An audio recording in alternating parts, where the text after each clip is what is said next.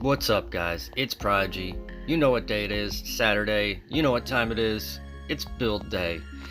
I will release a build like I do every Saturday, guys. And Awakened Flame's almost over. A couple, like week or two left, maybe 3.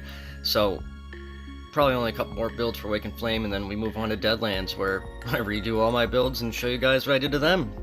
But yeah, I'm here to bring you the Stamplar build today. It's really nasty, guys. Good in Battlegrounds, Cyrodiil, duels. It's disgusting. It really is. It's just all around really good. Was never a fan of Stamplar. Always liked Magplar more, but this thing hits like a truck. And it can survive pretty good. But yeah, let's get into the build, guys, shall we? Do me a favor and don't forget to like and subscribe to keep my channel relevant, guys. Let's do it.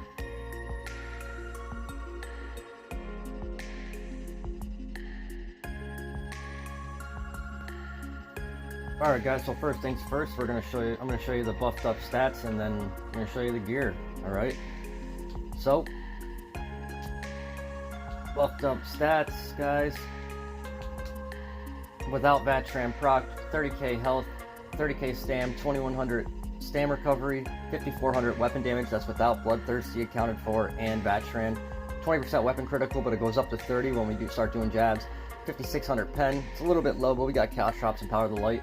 And then my resistances, guys, on the back bar are 30k, and on the front bar they are 26k. A little bit low crit resist, but that's alright for this build, and we'll tell you why. 12 into health, 52 into stamina, guys. And then we go over the armor, right? Let's go over what we're wearing. The hammer, so we're rocking dual wield. We have 2 hammers of Hunding's Rage, guys. That's the first set we're wearing. Let me just charge these up. And I have a shock damage enchant and a flame damage enchant. Now you could go berserker glyphs on both these to get a little bit more extra weapon damage, but I like the status effects, guys, right? Flame damage does a lot, and then shock damage makes you take 5% more damage. So it's really good.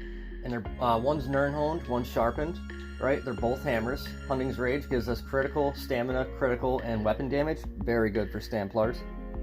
Alright, so that's dual wield front bar.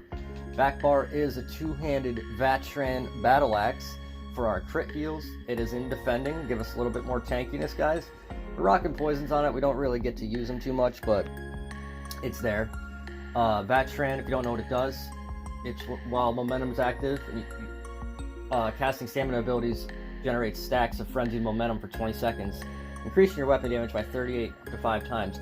Reaching max stacks, your next heavy attack consumes a violent explosion around you, dealing X amount of physical damage to everyone around you. So it's really good AoE set, very powerful, especially on this build, guys, with our jabs. That's why it's on the back bar. We don't do a whole lot of blocking on this build, guys, and you'll see why in a second here. The Gaze of Sithis that allows us to not be able to block. I mean, we can block, but it doesn't block anything, right? It's pretty much pointless. And the reason why I'm wearing this, guys, it just fits the build I was going for. I'm going kind of for like a kitey, dangerous Stamplar that just has a bunch of overall heals, right? And doesn't really block too much. So we got the Gaze of Sithis with Try Enchant. All your armor should be impen, okay? For reference. Gaze of Sithis gives us 3k, 3200 health, 1000 health recovery, 4000 armor, but reduce our block mitigation to 0. Yeah, it's really bad, but it's really good. Makes us really tanky, guys. It's a mythic item, so you would have to scry to get it if you want to get it. If you don't want to wear this, I suggest wearing Magma Incarnate monster set, so it gives you tankiness and damage. The reason why I didn't go with it on this build, guys, is because it's just not, what am I trying to say? It's not ideal for the build I was going for, alright? It's just not ideal. Next, Deadly, guys. Every Stamplar should probably wear Deadly. It's so good. We got a medium chest. What's it do? Weapon damage, weapon critical, weapon damage, and increases the damage, your damage over time and channel abilities do. So that's our jabs, right? Our main spammable. So good, guys. And I'm pretty sure it applies to Dawnbreaker, too. So we got a medium chest. Our shoulders are Magma Incarnate, guys, for the extra mag and stam recovery. You could go for something like Lord Warden if you wanted more armor. Alright? I just needed the extra stam recovery and mag recovery because we used some magic skills in this build. Alright, so it's magma heavy. That's our 2 heavy pieces. There's 5 medium and 2 heavy. We have a heavy head and heavy shoulders. We got a medium belt, Hunting's Rage. Okay, guys, impen, stamina enchant. Deadly hands, medium, impen. Deadly legs, they're sturdy, but they should be impen. Deadly feet, medium impen, guys. Alright. Deadly necklace, alright. Weapon damage infused. Alright, just give us a little bit more upfront weapon damage. And the next 2 guys is the Ring of Hunting's Rage. They're both stam recovery and they're both bloodthirsty. Because we don't normally rock and execute on a Stamplar build, we need the extra damage when people get lower health. And the reason why they're stam recovery, guys, is because I felt like I needed the extra stam recovery. We do plenty enough damage, alright? But by all means, if you want to switch these out for weapon damage, you could. But I suggest not to, guys, because you're going to be gassed in the battlefield if you do that, alright? If you mess it up, if you copy this build the way it is, I promise you it will be super effective, guys. Super effective. Okay?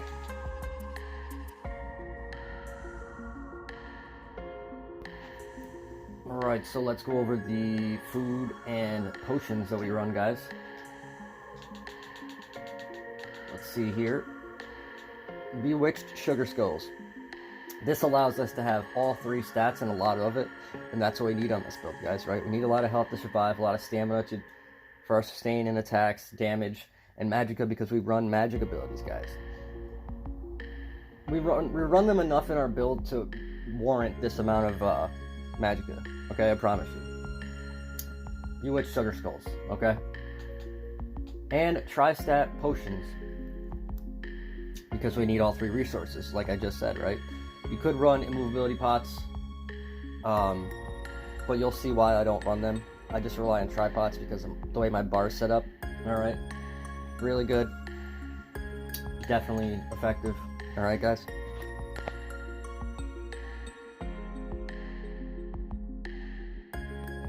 Now, for our race in Mundus, okay, let's check a look down here. Our Mundus is the Serpent, guys, for more stam recovery. Like I said, we need stam recovery, okay? We really do, so we don't get gassed out in the battlefield too quick, okay? Also, while I'm here, Vampire Stage 3, guys, so we can survive those nasty friggin' hits and Dark Convergence bombs. Frickin' hate those guys. Alright, and, oh yeah, the race, guys, we are, a Dark Elf. Increases our max mag and max stam by almost 2k, very good. Flame resistance, very good, considering we're a vampire and we take extra flame damage. This is a perfect choice, Dark Elf. And then Ruination, increase our weapon and spell damage. So it's like a hybrid of the High Elf, guys, but with a little bit extra passives. I like it. I think Dark Elf is perfect for this class, guys. Perfect. Alright?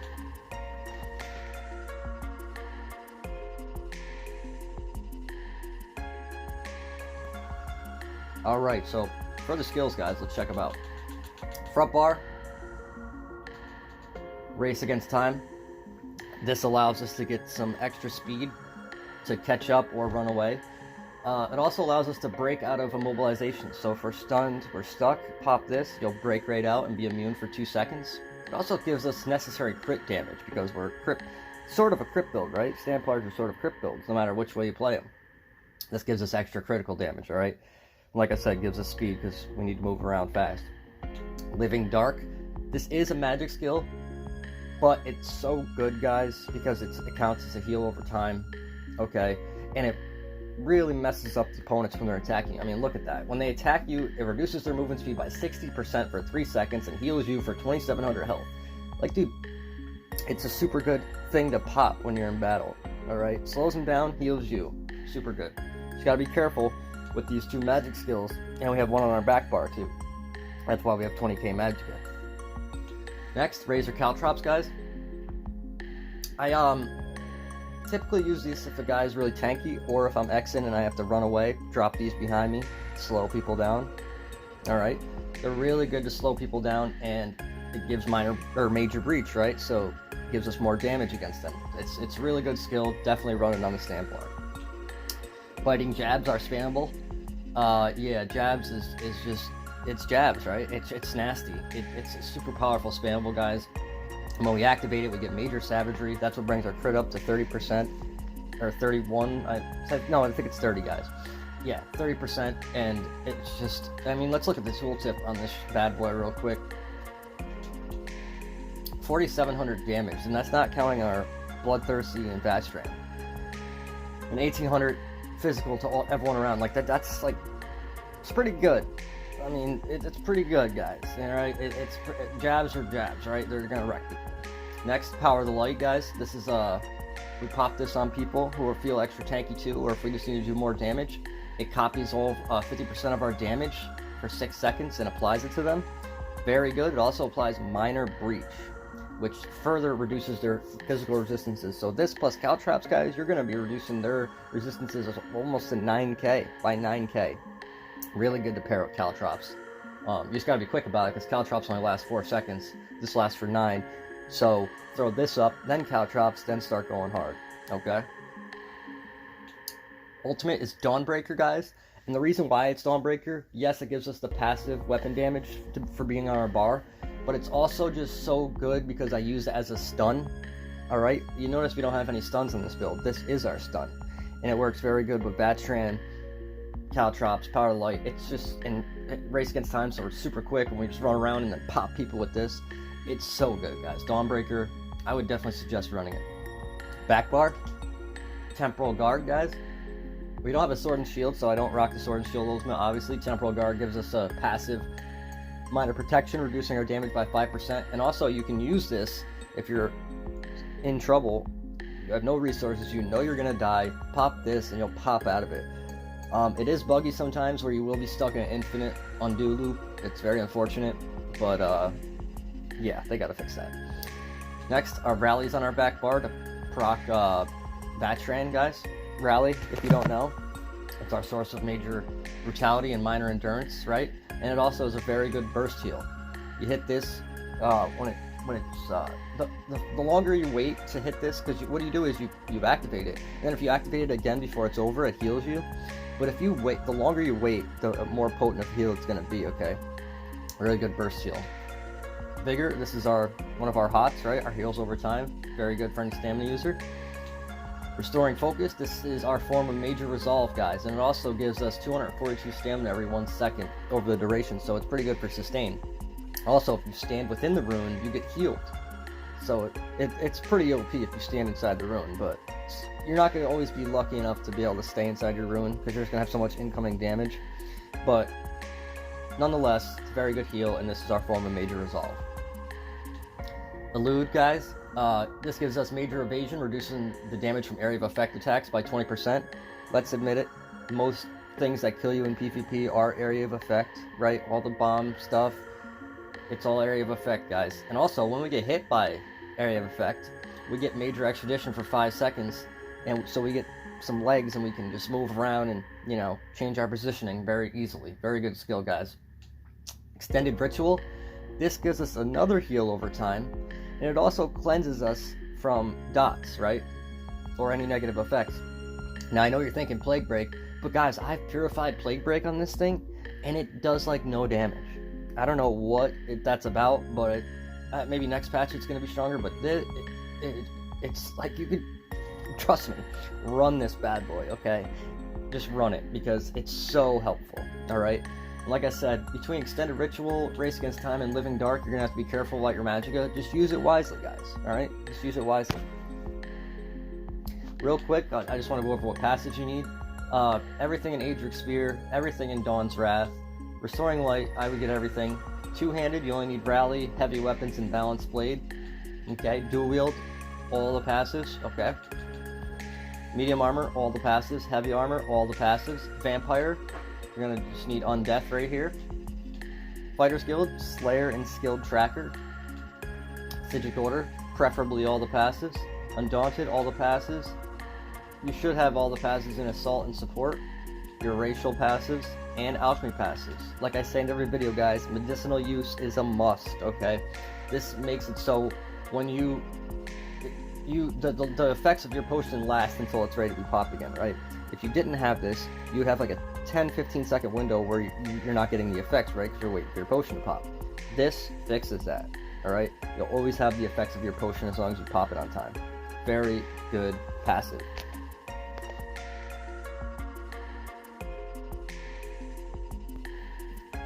Alright, so the champion points are next, guys.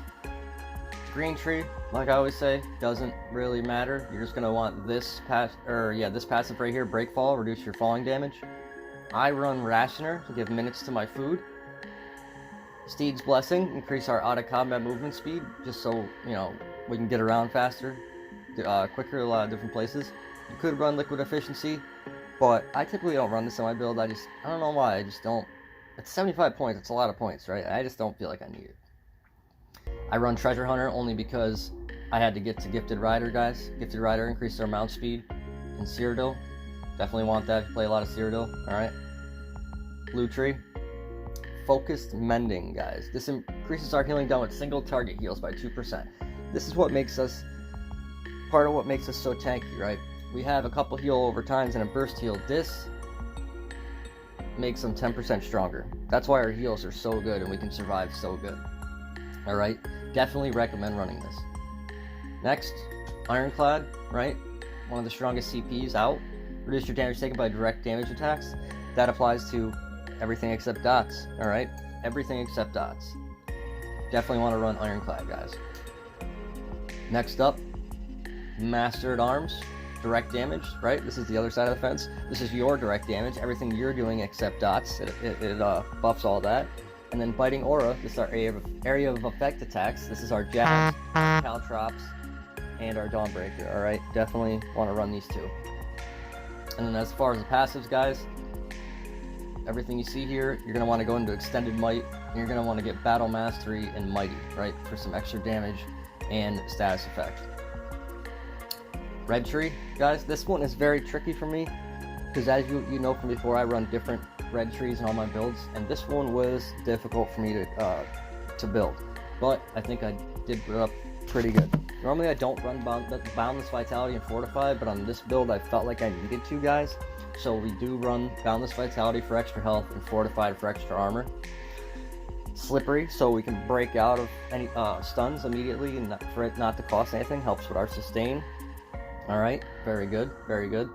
And then the last one, Relentlessness, guys. When we're being stunned or feared, we get major protection for 10 seconds, reducing our damage taken by 10%. This helps us a lot to survive, okay? And the reason why I don't run Pain's Refuge, guys, is because we have a Purify and we're always purifying dots, so it's like a waste of CP. And I can't run Celerity, although normally I would, guys, but I can't run it because I just can't fit it. I need the 4 that I have, right? I need the extra health, I need the extra armor. Slippery is just too good not to run, and then Relentlessness makes us extra tanky too. I felt that this was the best setup for this build, guys, alright? And as far as the passives, you know, just get all the ones you can. Definitely reduce costs, you know, all this. You'll probably most likely have all these, alright? Slottables are the most important.